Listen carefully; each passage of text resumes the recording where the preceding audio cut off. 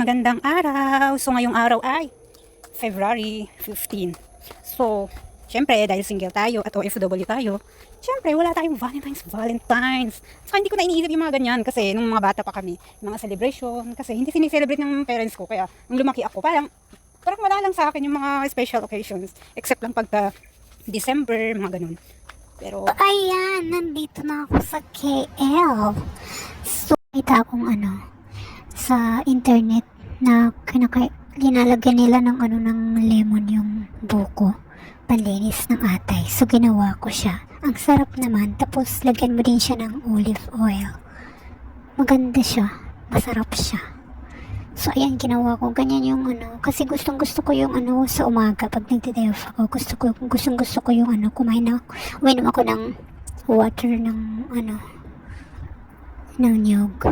So, ayan, pagdating ko dito sa dito sa KL, ayan, muna ako kasi may pupuntahan sana ako. Kaso hindi ako nakapunta. Tapos, ayan, sabi ko, gagawin ko muna yung lahat ng mga gagawin ko bago ako tingin-tingin ng mga gusto kong bilhin. Tapos, ayan, napansin ko na nawala yung susi ko. Nabulabog na naman ako, wala akong nagawa kasi marami akong aayusin.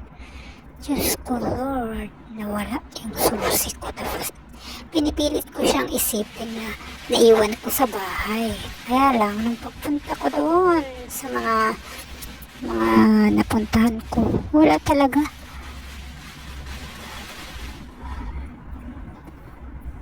Wala talaga. So, ayan. Diyos ko, Lord, patay tayo.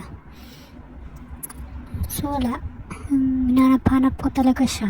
Kasi gusto kong isipin na naiwan lang sa bahay o na misplaced. Wala talaga. Kaya pala sabi ko, bakit nawawala yung makeup? Akala ko talaga sa bahay. Kaya lang, nung umuwi ako, talagang wala din. So, inisip ko talaga yung lalaki na nakaupo dun sa katabi ko dun sa may LRT kasi. Kaya pala sabi ko, bakit parang, ba't para siyang tawag dito, kung makaasta, parang akala mo ninakawan siya. Tapos yun pala, ako pala yung nawalan. Kaya sabi ko pala, bakit nakabukas yung isang pouch. Yung isang pouch, dalawa kasi yung pouch ko yung may zipper. Tapos meron din yung maliit na maliit na pouch. Ayan, tinignan ko talaga wala. So yun, naisip ko, baka sure talaga yung engine na yan. Tapos my gosh, may patawag-tawag pa na kunyari busy. Yan pala, kinukurikot yung bag ko. My gosh, mag-iingat talaga kayo sa mga public, maraming magagaling na mag-snatch eh.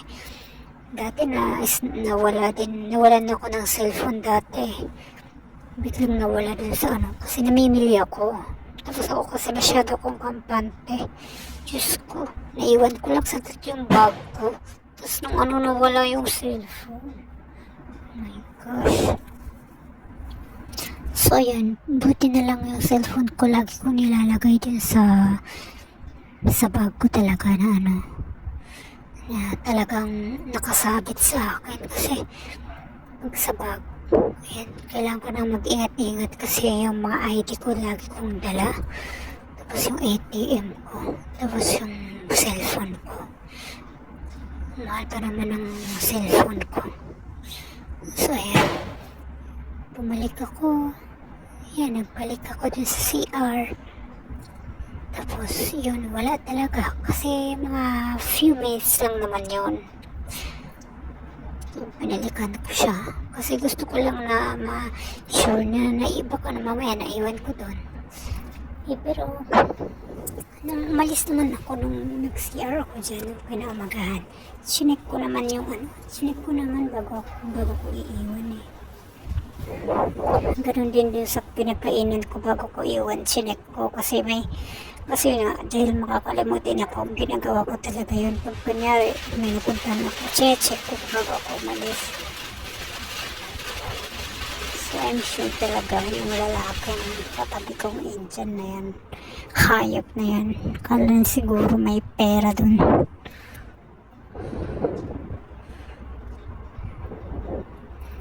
Tapos no one time din, na-experience ako na ano yung biglang nag-shopping ako, tapos po bigla akong sinundan ba naman ako.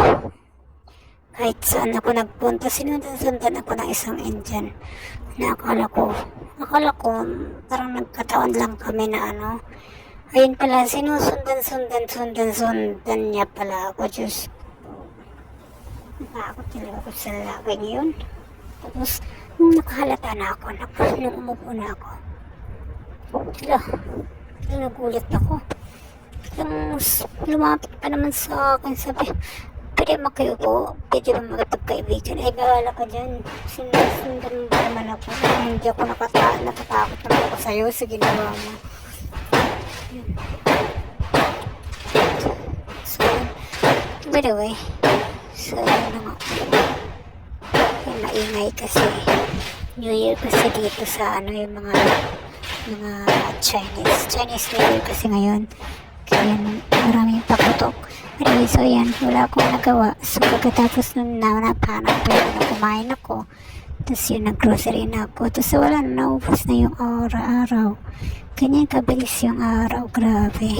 It's very fast. Ang bilis ng panahon. Kaya talagang hindi dapat hindi tayo nagsasayang ng oras kasi grabe ang bilis ng panahon eh. Ayan. So, simula na mag-renta ako, simula na magpunta ako dito, parang lagi ako na nakikinig sa mga podcast, mga tungkol sa health. So, ayan, dahil sa kakanood ko, kakakinig ko, yan, masyado na akong umart. Hindi naman sa maarte, pero Diyos ko, natatakot na ako magkasakit. So, yan yung pinipili ko na yung mga binibili ko kasi alam niyo ba, mahal ng gamot. Saka kapag OFW ka, sino naman na mag-aalaga sa'yo? Siyempre mahirap naman maging pabigat ka sa pamilya mo na. Saka yun din, importante na ilagaan mo din yung sarili mo kasi hindi madali na ano, pero hindi ka din nag-aalala yung pamilya mo sa'yo. Saka isa pa para sa sarili mo din. Saka sino mag-aalaga sa'yo? Kaya kailangan talaga na ingatan sa sarili. By the way, so nandito na ako, umuulan. So may dala din akong payong. Kaya laging malaki yung bag ko kasi meron akong tubig.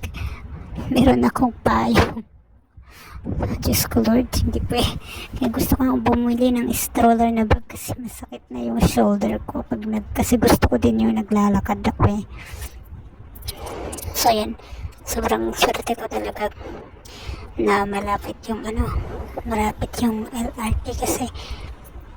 kasi ayoko mag-grab kasi mahal. Tapos mahal kasi mag-grab. Saka syempre naku po, magkano naman ang sahod dito sa Malaysia. Magkano lang talaga kung hindi ka magtitipid. Para kang nasa Pilipinas. Mahal din ang mga bilihin dito eh. So yan, nandito na ako, malapit na ako sa pagdating ko ng sa bahay. Ayan. Tinignan ko, hinalugho ko talaga kasi gusto kong isipin na naiwan ko pero wala talaga. So talagang yung Indian na yan or dalawa yung hinala ko. Kung hindi kinuha ng matanda dito or tinago niya, kung hindi siya yung Indian kasi siya talaga yung napansin ko na akala mo dinukutan siya. Tapos biglang napansin ko na open na bukas yung isang pouch ko. So ayun, dalawa lang yung kasi nung one time din kasi napansin ko na napanap ko yung pouch ko. Hindi ko siya mahanap. Tapos biglang lumutang. Parang minsan napapaasal ako. Parang naglaruan ng kung anong kung anong ano dyan. Jesus na yun. So, yun, wala talaga. Hinalugog ko yung lahat-lahat. Wala. Hindi ko siya mahanap. Kaya kailangan kong bumili ng susi ulit. Yun lang.